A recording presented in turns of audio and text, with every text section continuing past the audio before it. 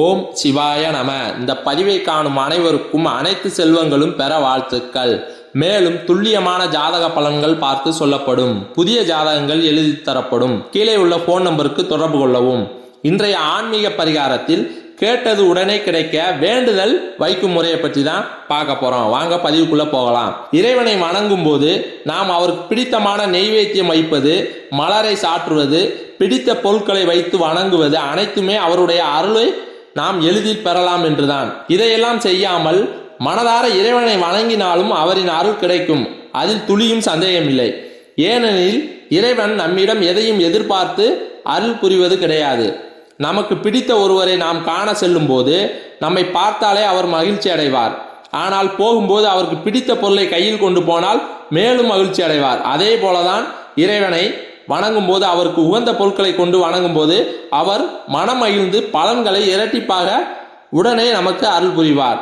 அந்த வகையில் இறைவனை வணங்கும் போது இந்த ஒரு பொருள் கையில் இருந்தால் நம்முடைய வேண்டுதல் உடனே நிறைவேறும் என்று சொல்லப்படுகிறது.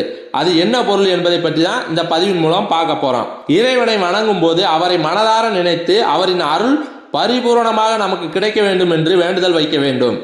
அந்த வேண்டுதலில் முழு நம்பிக்கை நமக்கு இருக்க வேண்டும். இதுதான் மிகவும் முக்கியம். அத்துடன் சேர்த்து நாம் கையில் வைத்திருக்க வேண்டிய பொருள் கொட்டைப்பாக்கு.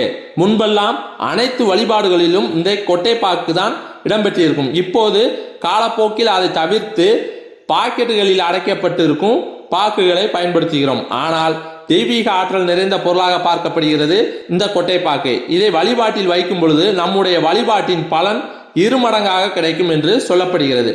நவகிரக பூஜைகள், மகாலட்சுமி தாயாரின் பூஜைகள் போன்றவற்றுக்கு கொட்டைப்பாக்கு நிச்சயமாக பயன்படுத்துவார்கள். அது மட்டுமின்றி குலதெய்வ வழிபாட்டில் குலதெய்வத்தின் அருள் கிடைக்க இந்த கொட்டைப்பாக்கை மிகவும் முக்கியம்.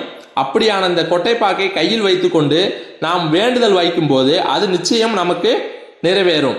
இதை ஆலயத்திற்கு செல்லும் போது நாம் கையில் கொட்டைப்பாக்கை கொண்டு சென்று வேண்டிய பிறகு மறுபடியும் வீட்டில் கொண்டு வந்து பூஜை அறையில் வைத்து விடலாம்.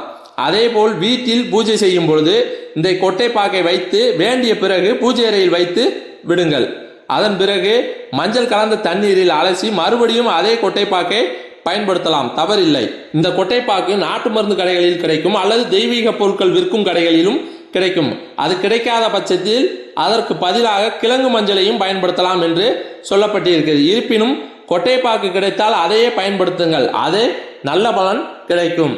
மேலும் இந்த சேனலில் வரும் பதிவுகளை தொடர்ந்து பார்க்க இந்த சேனலை சப்ஸ்கிரைப் பண்ணுங்க, லைக் பண்ணுங்க, ஷேர் பண்ணுங்க. நன்றி.